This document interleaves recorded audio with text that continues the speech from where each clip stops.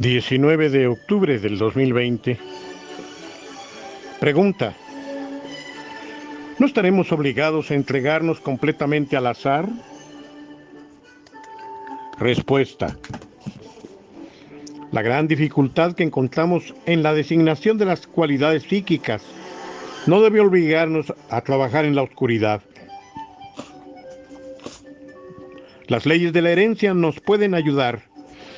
Esas leyes que, sin ser matemáticas, como lo hemos visto, nos permiten, a pesar de todo, encontrar por el procedimiento hereditario la inteligencia, el dinamismo, la voluntad y el instinto de orientación casi con certeza. Para ello es suficiente con que, previamente nuestra búsqueda de la mejor pareja, dichas cualidades se encuentran establecidas permanentemente en el cultivo o en los cultivos en los cuales nos proponemos escoger nuestros dos cónyuges. Naturalmente, no existen reglas fijas, eso sería demasiado fácil, pero podemos decir que desde que existe la colombofilia, al menos el 95% de las palomas buenas tienen ascendientes de valor al menos igual al suyo. 95%. A eso no se puede llamar suerte. Casi todos los cracks que hemos conocido han salido de las mejores estirpes cultivadas en su época. Pregunta: ¿también nuestras observaciones personales y la memoria tienen que ayudarnos mucho en este campo?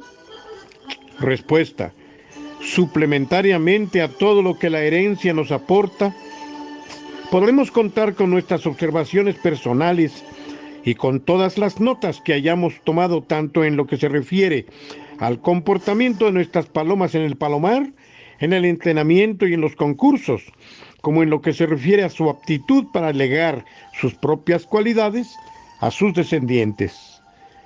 Hay que observar mucho y tomar muchas notas. Dichas notas nos serán siempre útiles tarde o temprano. Hay colombófilos que se pasan las horas muertas en su palomar y no ven nada. Conocemos algunos que poseen 30 palomas y que tienen que hacer una señal a cada una de ellas para poder reconocerlas. Hace 20 años nos podían vendar los ojos y darnos una para nuestras 40 palomas y éramos capaces de reconocer a todas, auscultándolas únicamente con las manos. Si os encontráis en la primera categoría, debéis bien trabajar mucho o bien abandonar el deporte colombófilo. Tenéis que llegar a reconocer al menos vuestras palomas más importantes, incluso cuando se encuentran todas reunidas en una gran jaula y se encuentra completamente en la oscuridad. Pregunta: antes de abandonar este tema, ¿no podría usted recordarnos las principales cualidades que deben poseer los cónyuges de la mejor pareja? Respuesta: he aquí, por orden de importancia, las principales cualidades que la paloma debe presentar cuando la examinamos. La primera impresión: paloma que cae bien en las manos. El ojo, sobre todo para ver la vitalidad y la salud. Corpulencia, no debe preocuparnos mucho y no debemos exigir la paloma de gran tamaño. La salud perfecta, sin ella, naturalmente, no hay nada que hacer. Se lee en los ojos, la garganta, el plumaje, el peso, la carne, los excrementos, la flexibilidad del ala. Muy importante, sobre todo cuando se quiere jugar la gran distancia. Plumaje, su calidad cuenta al menos en la mitad en el valor de una paloma, pero para apreciarlo, el ave debe encontrarse en buena condición. El buen equilibrio constituye parte de la primera impresión. Un sujeto bien equilibrado cae bien en las manos. El peso no debe ser demasiado elevado. La vitalidad se lee en el conjunto de otras cualidades. El esqueleto, sólido y duro, sin que sea obligatoriamente de una rigidez absoluta. La musculatura, al mismo tiempo dura y flexible, como un neumático hinchado, teniendo en cuenta que el volumen no da su valor. El antebrazo, sólido y de largura media. El ala pasiva, de anchura media. La muy corta es factor de velocidad. Es necesario una superficie sustentadora suficiente. la almohadilla del ala, espesa y sedosa. Hay que rechazar aquellas que dan la impresión de que pasamos los dedos sobre un teclado de piano. El ala, su largura debe corresponder estrictamente al tamaño, peso y volumen. Las 4 últimas remeras deben ser potentes. Es el aire lanzado lo más lejos posible del cuerpo lo que procura la fuerza propulsiva. La condición para que dé pleno rendimiento es de una importancia capital que la buena pareja, entre comillas, se encuentre en el momento del acoplamiento en excelente condición, tanto el macho como la hembra. El entrenamiento dirigido. No confundamos entrenamiento con adiestramiento. Para tener las palomas pronto y durante mucho tiempo en forma, es importante que los primeros adiestramientos e incluso las primeras etapas en Francia se desarrollen sin dificultad. Tienen que ser un paseo y no una carga. Para ello son necesarias 2 condiciones. Primero, que el manager tenga la paciencia de esperar el momento propicio. Segundo, que las palomas se encuentren en buena condición y bien entrenadas antes del primer adiestramiento. Por eso, queremos llamar la atención del lector sobre la discriminación que hay que hacer entre el entrenamiento y los adiestramientos. Por un lado, tenemos los ejercicios gregarios alrededor del palomar, a los que ahora se llama training, ejercicios que preceden a toda otra actividad. Después de eso, vienen los adiestramientos con las palomas del club. Estos adiestramientos constituyen la primera escuela de los nuevos viajeros y una reeducación para las palomas ya iniciadas. Comenzar bien y terminar bien. Los colombófilos ponen generalmente todos los medios para comenzar bien la temporada y todos conceden igualmente mucha importancia a terminarla bien. Cuando nosotros decimos comenzar bien, no quiere decir que tengamos que comenzar a bombo y platillo en los meses de abril o mayo. Según nosotros, esta expresión significa que hay que ganar los mejores premios, sin perder de vista lo interesante que es conducir bien a las palomas hasta el momento del comienzo de los concursos más importantes, sin que hayan gastado todo el potencial de energía y de resistencia que se encuentra a su disposición para toda la temporada. No hay que sentirse con prisas al principio de temporada. No son los programas de la sociedad los que tienen que guiar nuestra acción, sino únicamente las condiciones atmosféricas y el estado de nuestras palomas. Cuando hace bueno y el equipo hace mucho ejercicio 2 veces por día, enseguida alcanzaremos a los otros. Nuestras mejores temporadas las comenzamos nosotros más tarde del 15 de abril. Después de 1 o 2 adiestramientos con la federación, nuestras palomas partían al concurso por primera vez a 180 o 190 kilómetros, siendo siempre ese resultado excelente. Se trataba siempre de palomas que conocían bien su oficio y que volaban bien. En primer lugar, un entrenamiento suficiente. No basta con no confundir adiestramiento y entrenamiento. Es también muy importante que el entrenamiento que precede al adiestramiento sea suficiente. Cuando el tiempo es malo durante la época que precede la temporada de los concursos y dicho tiempo impide el desarrollo de un ejercicio diario normal, el peligro es grande. Suele suceder que se pierden muchas palomas cuando se procede a su reeducación. Cualquiera que sea su clase, el viajero con poco entrenamiento le faltará resistencia. Ved lo que ocurre con los ciclistas. Las bajas temperaturas, las lluvias, el temor del envenenamiento con los abonos, cuando las palomas crían durante la primavera, perjudican el entrenamiento y llegan incluso a impedir las salidas.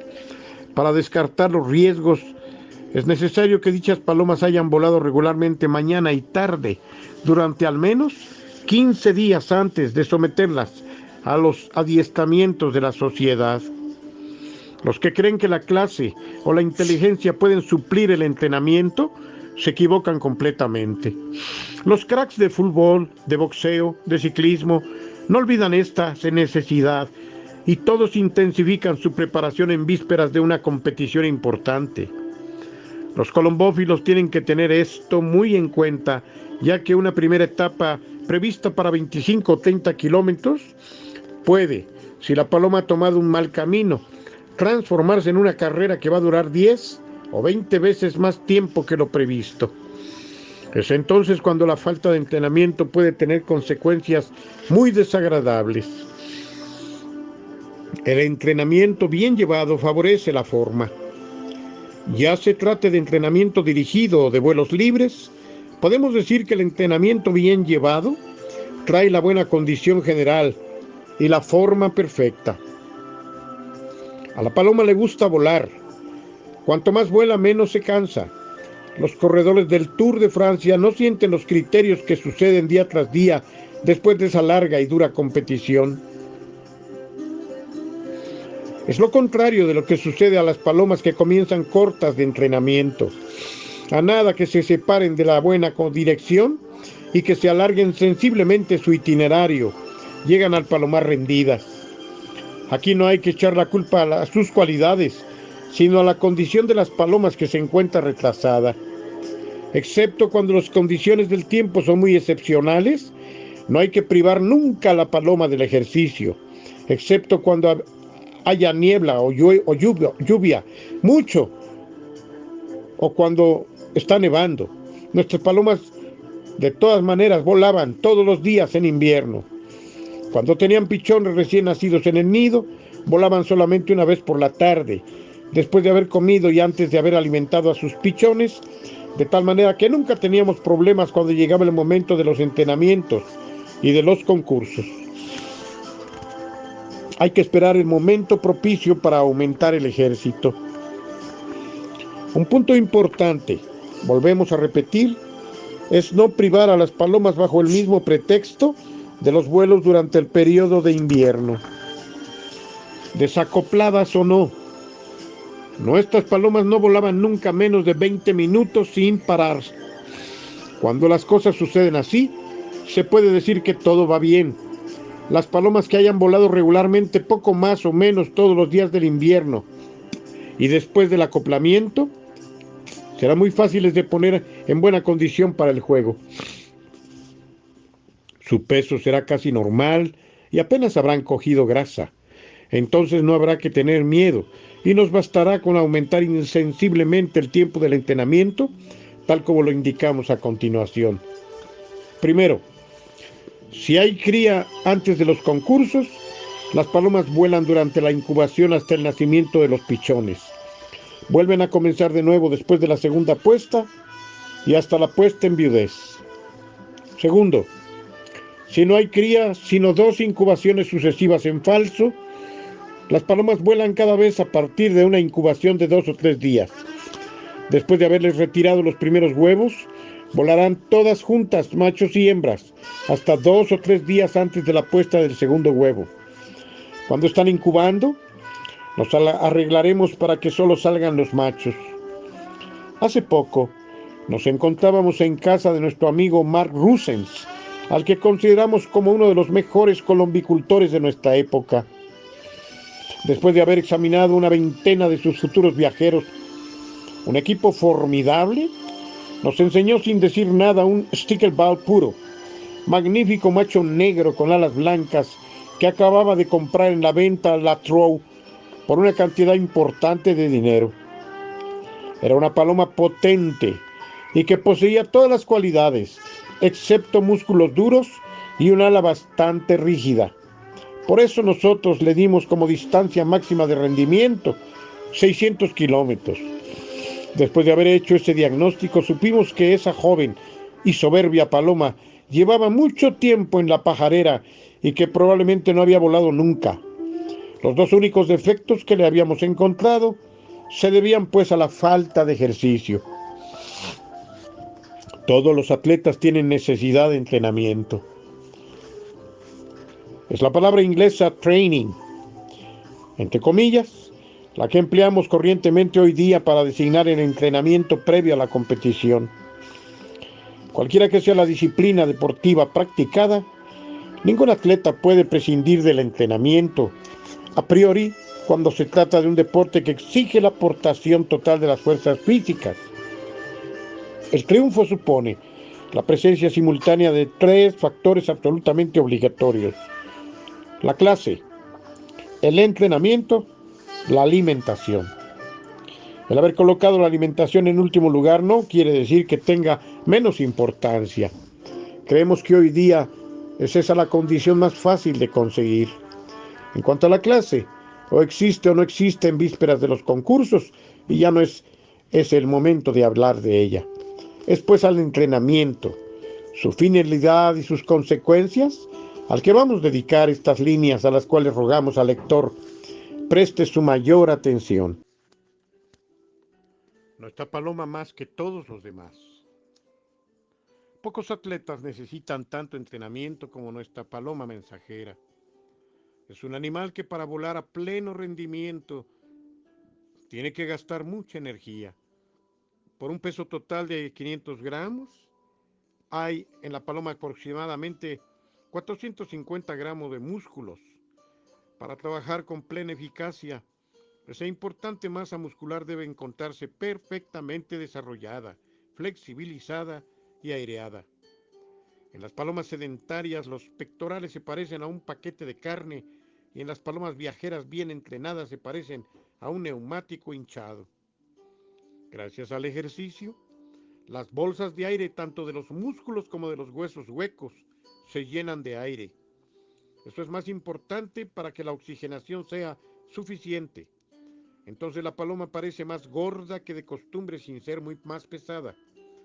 No podemos perder de vista que nosotros imponemos a la paloma un trabajo mucho más exigente que el de la naturaleza o que ésta había presentido.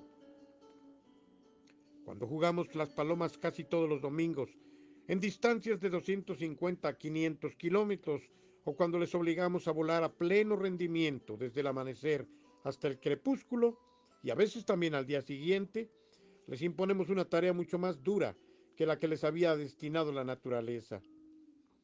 Estas son las razones, y hay otras más, en favor de un entrenamiento que debe ser lo más adecuado y completo posible. La forma, corolario natural del entrenamiento. La forma se presenta naturalmente en la paloma de clase que goza de buena salud después de un tiempo más o menos largo de entrenamiento progresivo y metódicamente dirigido. Y podemos decir francamente, antes de ir más lejos, que en lo que se refiere a la duración, la forma no dependerá más del entrenamiento, sino solamente de la resistencia del sujeto, de su clase, de su valor intrínseco. La paloma de gran clase se mantiene en forma hasta el final de temporada. Otra paloma con medios limitados se cansa ya durante el entrenamiento y no puede mantenerse en forma durante mucho tiempo. Observad lo que ocurre en el ciclismo, en las carreras de los pueblos de 45 o 60 kilómetros. Entre todos esos jóvenes que corren dichas carreras, ¿cuántos son los que llegan hasta la cumbre de dicho deporte y asimilan los 200 kilómetros que los corredores del Tour de Francia efectúan poco más o menos todos los días durante varias semanas? Solo llegarán los hombres de hierro, a los cuales el entrenamiento en vez de cansar les ha desarrollado constantemente y ha aumentado sus posibilidades. ¿Por qué son tantos los llamados y tan pocos los elegidos? Indudablemente porque el entrenamiento, que aumenta siempre de acuerdo con el esfuerzo a producir, es demasiado duro para ellos y gasta sus fuerzas que no logran renovar al mismo ritmo. Los únicos futuros campeones serán aquellos que, al efectuar el mismo trabajo, encuentran la posibilidad de permanecer en forma mientras los otros se desgastan y se cansan sin cesar. Cosas que solo el entrenamiento puede permitir y explicar. No se puede ser deportista sin reconocer que el entrenamiento es algo primordial. No basta con la clase. Sin el entrenamiento nada puede llevar al atleta a su mejor rendimiento. Para nosotros, colombófilos, El entrenamiento debe tener por objeto el desarrollo y la flexibilidad de los músculos, la obtención del peso específico ideal después de una larga temporada de reposo, el inflamiento de las bolsas de aire y de los huesos huecos, acostumbrar al sistema respiratorio de nuestra paloma al esfuerzo continuo y prolongado, crear una tal costumbre de vuelo que lo hagan casi automáticamente. Solamente a las palomas cuyo rendimiento se mantiene podemos llamar buenas y podrán servir para la reproducción. El colombófilo que en esta selección tenga en cuenta ese criterio no se equivocará.